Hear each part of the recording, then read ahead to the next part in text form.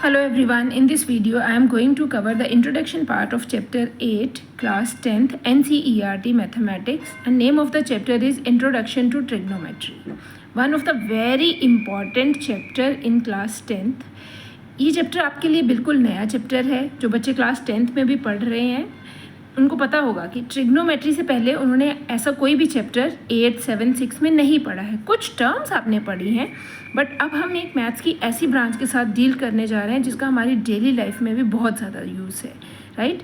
अब trigonometry word का मतलब क्या है, सबसे पहले तो हम यहाँ से स्टार्ट करेंगे, फिर उसके बाद हम इसके रिलेटेड कुछ टर्म्स पढ़ेंगे, कीवर्ड्स जिसको हम बोलते हैं। हर एक चैप्टर में अपनी कुछ टर्म्स होती हैं, कुछ कीवर्ड्स होते हैं। जब तक हम उन टर्म्स के साथ डील नहीं कर लेते, हमें उन टर्म्स की अच्छे से समझ नहीं आ जाती, तो हमें चैप्टर समझ में नहीं आता है ना। तो हम सिर्फ इस वीडियो में सिर्फ इंट्रोडक्शन पार्ट कवर करने जा रहे हैं। नाउ तो let's start with the first, what does trigonometry means. Trigonometry जो वर्ड है वो दो ग्रीक वर्ड से मिलकर बना हुआ है। One is trigonon and the another one is metron. Trigonon means 3-sided figures, that is a triangle, and metron means measure, और उसके मेजरमेंट्स की बात हो रही है। ट्रिग्नोमेट्री से पहले आपने राइट एंगल ट्राइंगल के बारे में आप सबको बहुत अच्छे से पता है ना। In a right angle triangle one angle is always 90 degree and the side which is opposite to 90 degree, that is the longest side, and it is called a hypotenuse. These two sides are called the legs of the 90 degree angle, right? One of them is a base and another one is a perpendicular. इतना तो हम पहले से भी पढ़ते आ रहे हैं, हमें पता है। हम ये भी पढ़ते आ रहे हैं कि अगर राइट एंगल ट्राइंगल में दो साइड्स हमारे पास गिवन होती हैं तो by applying Pythagoras theorem we can find out the third side. Similarly हमने एंगल सम प्रॉपर्टी के बारे में भी पढ़ा हुआ है। In a triangle the sum of all 3 angles of a triangle is 180 degree. अगर हमारे पास दो एंगल्स गिवन है तो we can find out the third angle, right. But अगर हम ट्रिग्नोमेट्री की बात करते हैं तो ट्रिग्नोमेट्री मैथ्स की एक ऐसी ब्रांच है जो राइट एंगल ट्राइंगल की साइड्स और एंगल के बीच में रिलेशन बताती है। मीन्स अगर हमें एंगल गिवन है तो we can find out the sides, and if sides are given we can find out the angles, right? What is the relationship between the sides and the angles of a right angle triangle? तो सबसे पहले तो आपको right angle triangle के बारे में बहुत अच्छे से पता होना चाहिए। This is the branch of mathematics which deal with the measurements of the sides and the angles of a triangle. ये एक ऐसी ब्रांच है मैथमेटिक्स की जो किसके बीच का रिलेशन बताती है, measurement of the sides and the angles of a triangle. Specifically we are dealing with the right angle triangle, right. अब बेटा देखो ट्रिग्नोमेट्री का यूज़ क्या है। अब आप हाइट्स देखो, माउंट एवरेस्ट की हाइट देखो, अर्थ से मून का डिस्टेंस देखो। क्या आपको लगता है ये इंची टेप के साथ मेजर हो सकता है या किसी मेजरिंग टेप के साथ? नो ना। इट मीन्स कुछ ना कुछ इसके पीछे प्रिंसिपल्स तो होते हैं। जो इसके पीछे की थ्योरी होती है वो सारी स्टार्ट कहाँ से होती है? ट्रिग्नोमेट्री से। हमने माउंट एवरेस्ट की अगर हाइट मेजर करनी है तो it is not easy to measure it with the help of the measuring tape, है ना। तो उसके लिए हमें कुछ प्रिंसिपल्स चाहिए होते हैं, कुछ डिवाइसेस चाहिए होती हैं। उन डिवाइसेस में जो पीछे प्रिंसिपल्स वर्क करते हैं वो किससे शुरू होते हैं? ट्रिग्नोमेट्री से ही शुरू होते हैं। तो एक बार स्टार्ट करते हैं ट्रिग्नोमेट्री। अब ट्रिग्नोमेट्री में हमारे पास सबसे पहले तो सबसे इम्पॉर्टेंट जो होती हैं वो होती हैं trigonometric ratios. These are called the T ratios और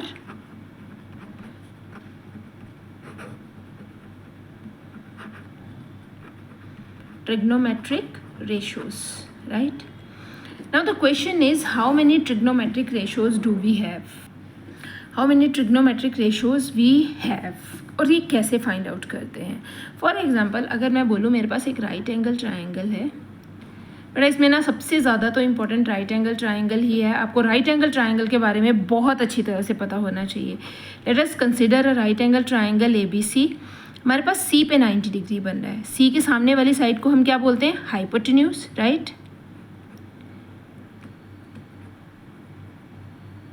this one is perpendicular and this one is base. जो अभी तक हम पढ़ते आ रहे हैं उसके अकॉर्डिंग हम इस एक साइड को परपेंडिकुलर बोलते हैं और एक साइड को बेस बोलते हैं, राइट। और जो लॉन्गेस्ट साइड होती है जो 90 डिग्री के सामने होती है दैट इज़ कॉल्ड हाइपोटेन्यूज। अगर मैं वहीं से स्टार्ट करूँगी जितना आपको अभी से पता है, मैं बीच में से चैप्टर स्टार्ट नहीं करूँगी, राइट। अब आप देखिए, अगर मैं इसको H कंसिडर कर लूँ, इसको मैं P कंसिडर कर लूँ और इसको मैं B कंसिडर कर लूँ, बेस को, मैं आपको बोलूँ कि आपने दो साइड्स को आपस में डिवाइड करना है। आप मुझे बताओ कि आप कितनी तरह से इसको डिवाइड कर सकते हो। तो आप क्या करोगे, सबसे पहले आप परपेंडिकुलर को हाइपोटेन्यूज से डिवाइड करोगे, या फिर हाइपोटेन्यूज को परपेंडिकुलर से डिवाइड करोगे, या फिर हाइपोटेन्यूज और बेस को डिवाइड करोगे, बेस और हाइपोटेन्यूज को डिवाइड करोगे, या फिर आप परपेंडिकुलर को बेस के साथ डिवाइड करोगे, या फिर बेस को परपेंडिकुलर के साथ डिवाइड करोगे। तो मैंने आपसे पूछा टोटल कितने वेज हैं हमारे पास इनको आपस में एक दूसरे के साथ डिवाइड करने के। तो आप भी इसको बहुत इजीली फिगर आउट कर सकते हैं। There are total 6 ways and these 6 ways are called T ratios, 6 trigonometric ratios. How many T ratios do we have?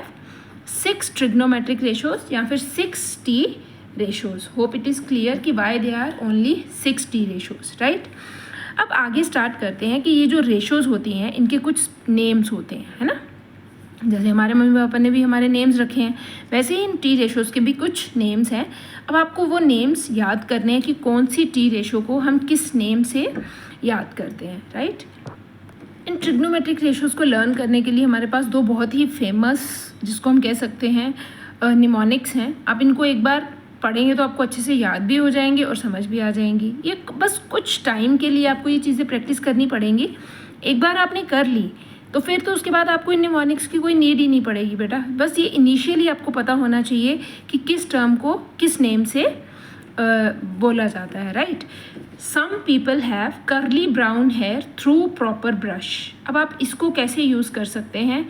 इनके first letters, some people have curly brown hair through proper brush. अब इनको कैसे use करोगे? Some people have means S stands for sine theta. Sine theta की ratio होती है P/H, right.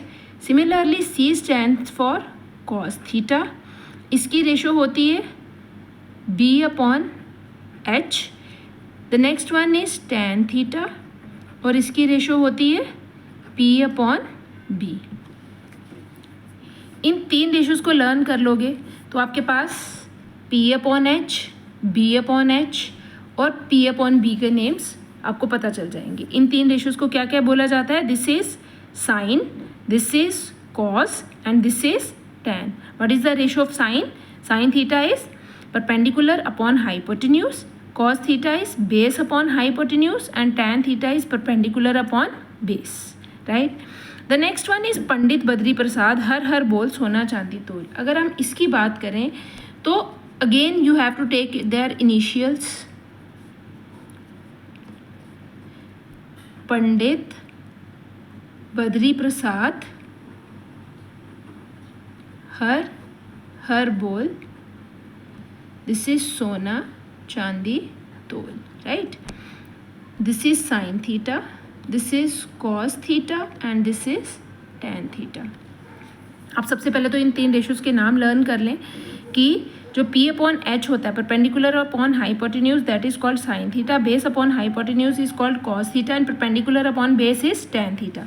अब जो बाकी की 3 रेशोज़ हमारे पास बच जाती हैं, जो इन 3 रेशोज़ के क्या हैं? रेसिप्रोकल्स हैं, that are called the opposite of sine is hypotenuse upon perpendicular, the opposite of cos is hypotenuse upon base and opposite of tan is base upon perpendicular. What it is called? Hypotenuse on perpendicular upon perpendicular is called cosec theta. Hypotenuse upon base is called sec theta and base upon perpendicular is called cot theta, right. ये तो थी इनकी short forms. Sine theta that is, अब इनकी ये तो abbreviations थी, small forms जिनको हम बोलते हैं, राइट। इनके फुल नेम्स किस तरह से होते हैं हम उसके बारे में भी थोड़ा सा पढ़ेंगे। Now let's start with the next one. एक बार इन टी रेशोज़ के बारे में थोड़ा सा और पढ़ लेते हैं। These are the 6 trigonometric ratios. One is sine theta, another one is cosine theta, right, मतलब इसी का complement. The next one is we can say cos theta, cosine, अच्छा this is cos, हम ऐसे पढ़ते हैं, this is sine, cosine, and the another one is tan, tangent theta and cotangent theta. The next one is secant theta and cosecant theta.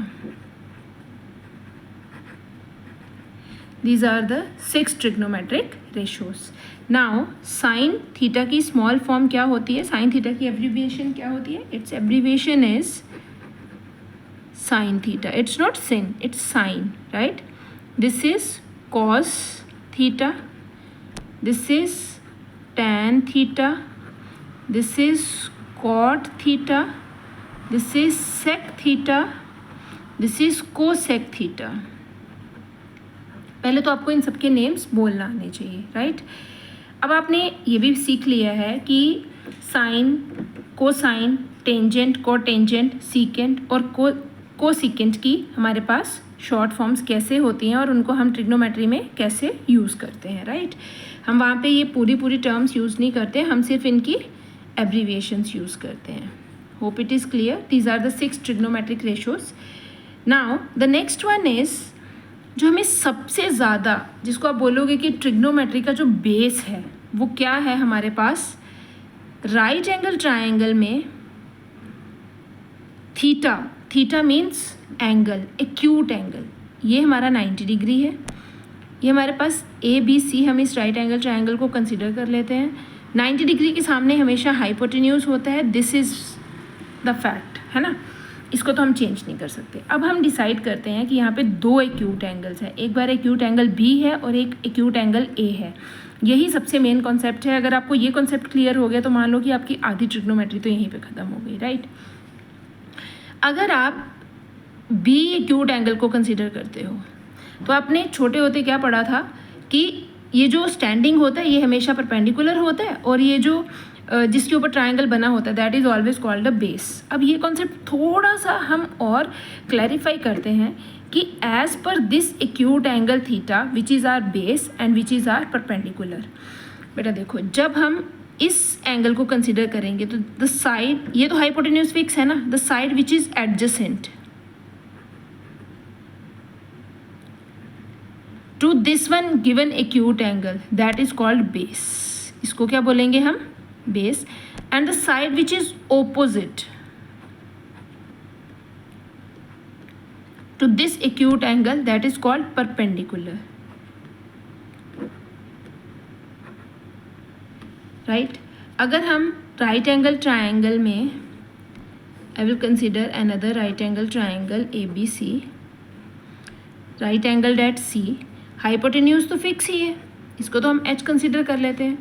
अब हमारे पास हमने एक angle को कंसिडर किया है, ना कि B एंगल को. 2 एक्यूट एंगल है ना, हम इसको भी कंसिडर कर सकते हैं, इसको भी कंसिडर कर सकते हैं. जैसे ही हम इस एक्यूट एंगल को कंसिडर करेंगे हमारा बेस और परपेंडिकुलर चेंज हो जाएगा. यही कॉन्सेप्ट आपको बहुत अच्छे से समझना है कि अगर हमने जो एंगल हम कंसिडर करते हैं उसकी जो एडजेसेंट, एक तो हाइपोटेन्यूज है ना, उसकी जो एडजेसेंट साइड होती है, जो उस एंगल की एडजेसेंट साइड है that is called, adjacent side को हम क्या लेते हैं? This is called base, right? And the side which is opposite to this angle that is called perpendicular.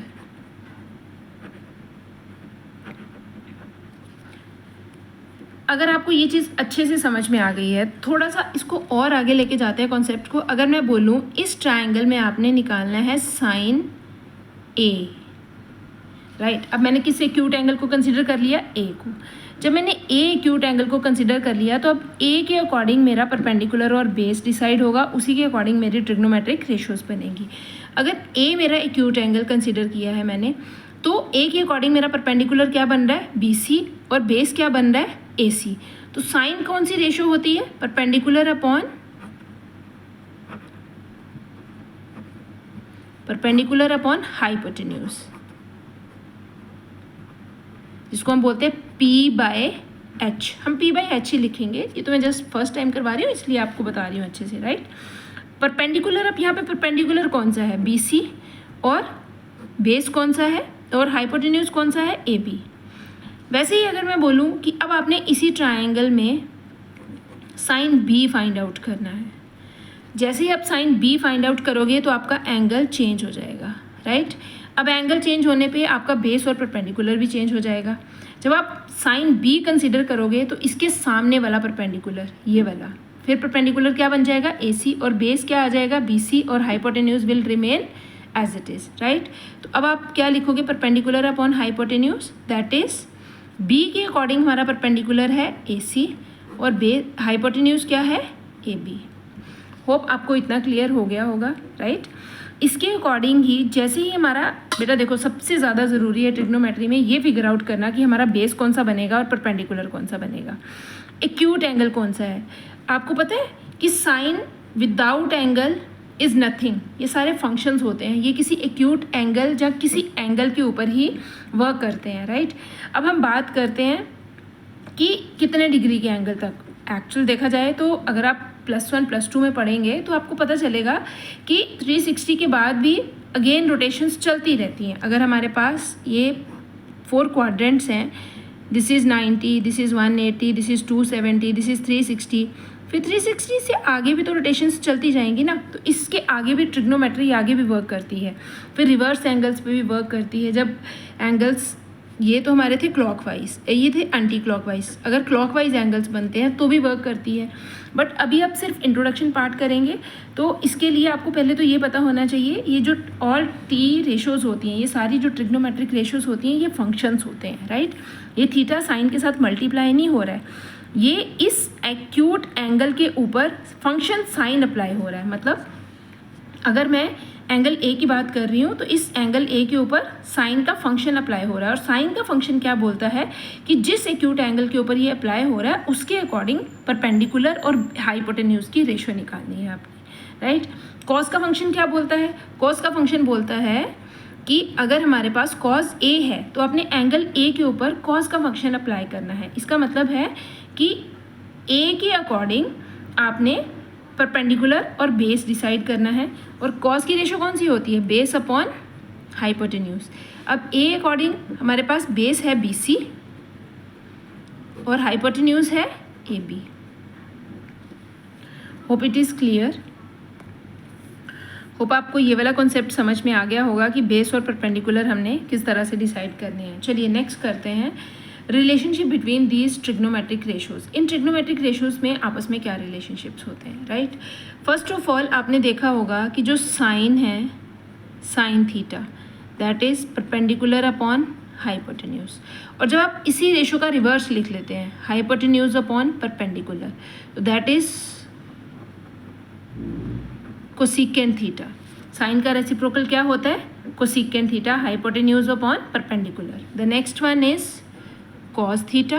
Cos theta कौन सी रेशो थी, बेस अपॉन हाइपोटेन्यूज, और कॉस का जो रेसिप्रोकल होता है that is hypotenuse upon base, उस ratio को बोलते हैं secant theta, sec theta, right. The next one is tan theta, which ratio is called tan theta, that is perpendicular upon base, और इसका जो reciprocal base upon perpendicular that is called cot theta. ये तो हो गए reciprocal relations. अगर हम इनकी बात करें तो हम इन रिलेशंस को कौन से रिलेशंस बोलते हैं, रेसिप्रोकल रिलेशंस, राइट। साइन और कोसिकेंट, कॉस और सीकेंट, टैन और कॉट। अब आपको यहाँ से एक चीज़ और क्लियर हो रही है कि sine theta multiply by cosecant theta is equal to कितना होता होगा, 1, है ना। दोनों की रेशो कितनी है, p by H into, this is p by H into H by P, तो ये कट जाएंगे, आंसर कितना आएगा, 1। Similarly cos theta into sec theta is equal to 1, tan theta into cot theta is equal to 1। जहाँ फिर आप ऐसे भी बोल सकते हैं, sine theta can be written as 1 upon cosec theta, or cosec theta can be written as 1 upon sin theta, right? Or cosec theta can be written as 1 upon sin theta. Similarly, cos theta can be written as 1 upon sec theta, and sec theta can be written as 1 upon cos theta. Tan theta can be written as 1 upon cot theta, and cot theta can be written as 1 upon tan theta. Hope it is clear. अब हम थोड़े से कुछ और relations के बारे में पढ़ते हैं. एक बार फिर से सारी रेशोज़ को रिवाइज कर लेते हैं. साइन थीटा हमारे पास कौन सी रेशो होती है, फिर इसी से आगे स्टार्ट करेंगे. Perpendicular upon hypotenuse. Cos theta is base upon hypotenuse. Tan theta is perpendicular upon base. Sine का ऑपोजिट होता है cosec theta. Cosec theta is hypotenuse upon perpendicular. Sec theta is hypotenuse upon base, and cot theta is base upon perpendicular. अब आप एक चीज़ देखें, अगर मैं यहाँ पे साइन और कॉस को डिवाइड कर देती हूँ तो मेरे पास कौन सी रेशो बनती है. अब हम कुछ और रिलेशंस के बारे में पढ़ने जा रहे हैं यहाँ पे. If I will divide, if sign theta is divided by cos theta. Sine theta की क्या रेशो थी, p बाई एच, और कॉस थीटा की b बाई एच. हमें पता है जब नीचे वाला भी फ्रैक्शन हो ऊपर वाला भी फ्रैक्शन हो तो upper fraction will remain as it is, और जो नीचे वाला फ्रैक्शन है उसका क्या हो जाता है, reciprocal. This is p by H and this can be written as h by b. h से h कट जाएगा. This is p by b. तो p बाई b किसकी रेशो थी, p बाई b किसकी रेशो है, tan की. This is another relation that is sine theta upon cos theta is equal to किसके होता है, tan थीटा के, राइट.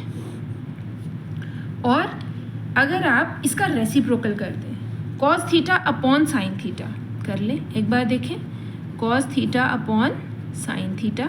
अब कॉस की रेशो ऊपर आ जाएगी, that is b by H, और साइन की होती है p by H. b by H multiply by h by p.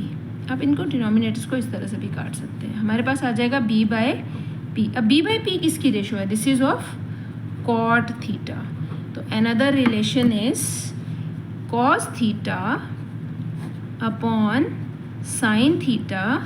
Cos theta upon sine theta is cot theta, right. अब आपने जितने भी रिलेशंस पढ़े हैं आप उनको एक बार अच्छे से रिकॉल करें, क्योंकि जब तक आप इसको अच्छे से रिकॉल नहीं करेंगे आपको ये चीज़ें समझ में नहीं आएंगी, राइट. क्योंकि आगे एक्सरसाइजेज में ये चीज़ें डायरेक्ट यूज़ होंगी, तो उससे pहले आपको ये सारी चीज़ों के रिलेशंस आपस में पता होना चाहिए, राइट. कौन कौन से रिलेशंस हमने पढ़ लिए हैं, एक हमने पढ़ा है sine is reciprocal of cosec, and cos का रेसिप्रोकल होता है 1 बाय सेक, और tan का रेसिप्रोकल होता है 1 by cot theta. Hope it is clear. And two more relations, कौन कौन से, sine theta upon cos theta is called tan theta, and cos theta upon sine theta is called cot theta. Obviously tan और cot एक दूसरे के reciprocals होते हैं, तो साइन अपॉन कॉस tan है तो कॉस अपॉन साइन कॉट होगा, राइट. चलिए अब आगे करते हैं थोड़ा सा. Okay, let's do this question. In triangle ABC right angle at B. सबसे पहले तो इसमें ये ध्यान रखना है कि राइट एंगल किस पे बन रहा है. ट्राइंगल बनाएं और बहुत ध्यान से स्टेटमेंट पढ़ा करें, क्योंकि स्टेटमेंट में ही 70% क्वेश्चन होता है ना, आंसर होता है हमारा. In triangle ABC right angle at B. B पे राइट एंगल बन रहा है तो B पे राइट एंगल मार्क करें. ABC, A और B कहीं, A और C कहीं पे भी मार्क कर सकते थे आप. B पे राइट एंगल बनाना है आपने, ये फिक्स्ड है. AB इज़ 4, AB हमें 4 दे रखा है, and AC is, this is not AC, this is BC. BC is 3. Find all the 6 trigonometric ratios of angle A. आपने एंगल A की सारी ट्रिग्नोमेट्रिक रेशोज फाइंड आउट करनी है, राइट.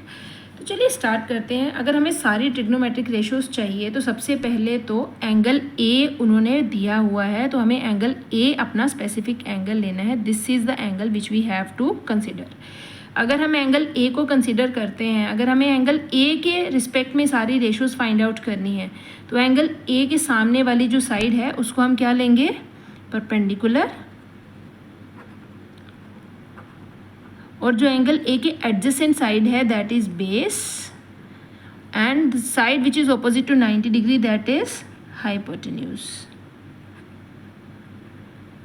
ये तो आपको पता ही है, इतना तो आपको क्लियर होना चाहिए। अगर ट्रिग्नोमेट्री में आपको ये चीज़ क्लियर नहीं हुई तो आपको ट्रिग्नोमेट्री बेटा शुरू से ही समझ में नहीं आएगी कि जो आपने एंगल कंसिडर करना है उसके रिस्पेक्ट में ही आपका परपेंडिकुलर और बेस बनेगा। This is perpendicular and this is base, right, and this is hypotenuse.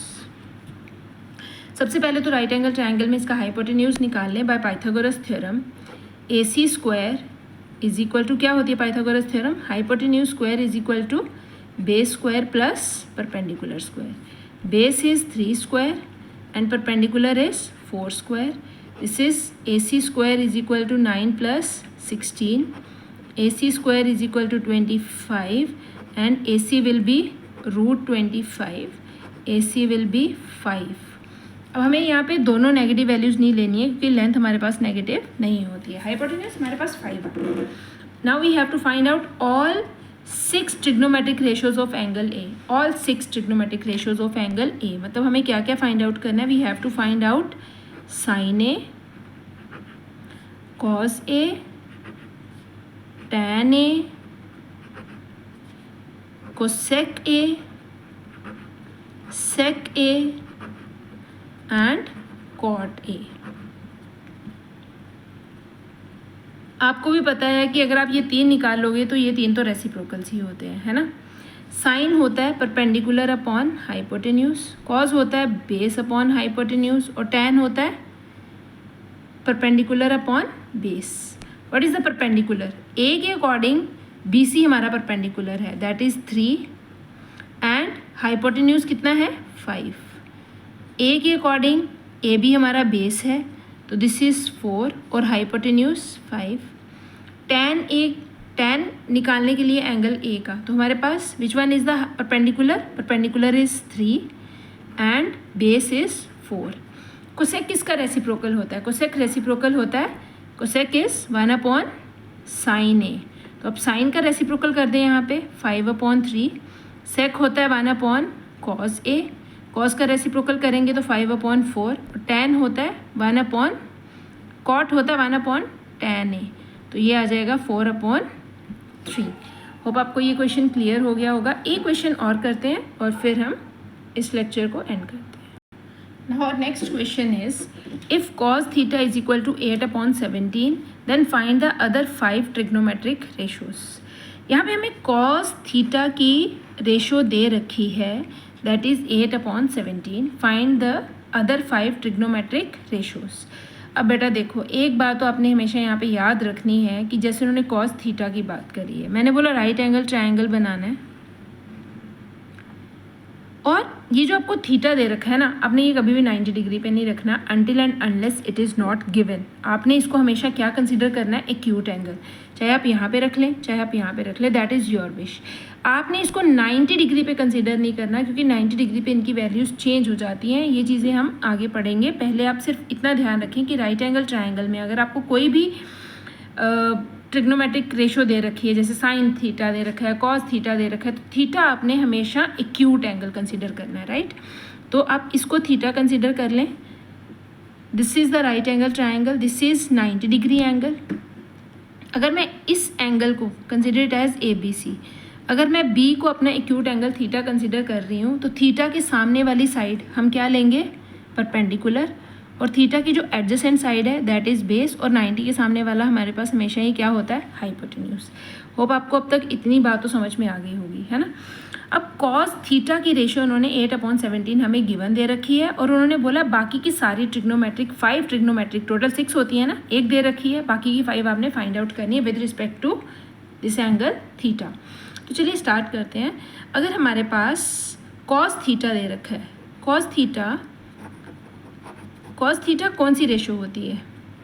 Cos theta होती है बेस अपॉन हाइपोटेन्यूज, है ना।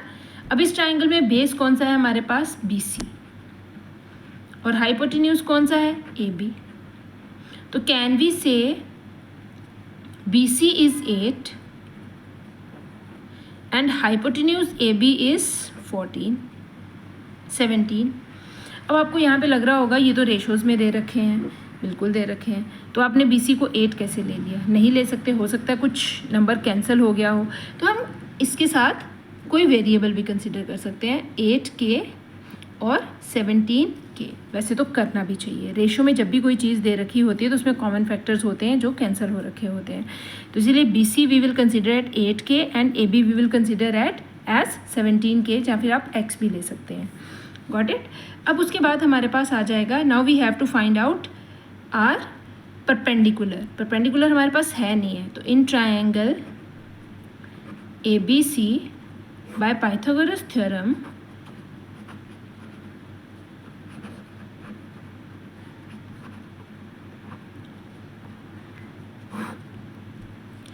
हमारे पास होता है hypotenuse square is equal to base square plus perpendicular square, right. What is the hypotenuse है? Hypotenuse we have 17K square, base is BC, that is 8K square, perpendicular you need to find out. 17 square is 289K square, 8 square is 64, ये इसमें से minus हो जाएगा और यहाँ से हमें P स्क्वायर की वैल्यू मिलेगी। P square is perpendicular, that we can write it as AC square, right. This is 289 minus 64, 5, 2 to 5K square, इसका आ जाएगा हमारे पास रूट, दिस इज AC। अब आप AC की वैल्यू फाइंड आउट करेंगे तो 2 to 5 किसका स्क्वायर होता है? 2 to 5 is square of 15, this is equal to 15K। Hope it is clear. अब आपके पास अगर ये 15K आ गया है तो नेक्स्ट क्या करेंगे? अब हम hypotenuse is 15K, perpendicular is this is not hypotenuse, this is hypotenuse is 17K, perpendicular is 15K and base is 8K, right। अब हमारे पास नेक्स्ट है ऑल ट्रिग्नोमेट्रिक रेशोज। हमें कॉस दे रखा था तो पहले हम निकालते हैं साइन थीटा। साइन थीटा कौन सी रेशो होती है? Perpendicular upon hypotenuse. Perpendicular with respect to theta ही लेना, that is 15K upon 17K, तो यहाँ से K से K कट जाएगा, this is 15 upon 17 cos theta, तो हमारे पास है। अब हम निकालेंगे tan theta. Tan theta is perpendicular upon base. What is the perpendicular? That is 15K and what is the base? Base is 8K, K से K cut जाएगा, this is 15 upon 8। Now the next one is, अब आप इनके reciprocals कर लें। Cosec theta, cosec theta किसका reciprocal होता है? साइन का, that is 17 upon 15। Next is sec theta, sec is reciprocal of cos, cos आपको 8 अपॉन 17 दिया था, this is 17 upon 8। The last one is cot theta, cot is reciprocal of tan, that is 8 upon 15। अब आपने यहाँ पे एक चीज़ देखी होगी कि K तो कट रहा है ना, तो अगर आपको MCQs में क्वेश्चन आता है बेटा सॉल्व करने के लिए, तो आपको इसकी रेशो लेने के लिए K लेने की ज़रूरत नहीं है, आप बिना के भी क्वेश्चन सॉल्व कर सकते हैं, जल्दी हो जाएगा क्वेश्चन और क्वेश्चन में टाइम भी नहीं लगेगा। अगर आपको क्वेश्चन 2 मार्कर में है तो K ले लें, कई बार एग्जामिनर यहाँ से 1 नंबर आपका कट कर सकता है, राइट। होप आपको ये क्वेश्चन क्लियर हो गए होंगे। आप एक बार इस वीडियो को अच्छे से देखें कि आपको ये सारे कॉन्सेप्ट्स क्लियर हो जाएँ, so that from in our next video we can start with the exercise. Thank you. Bye.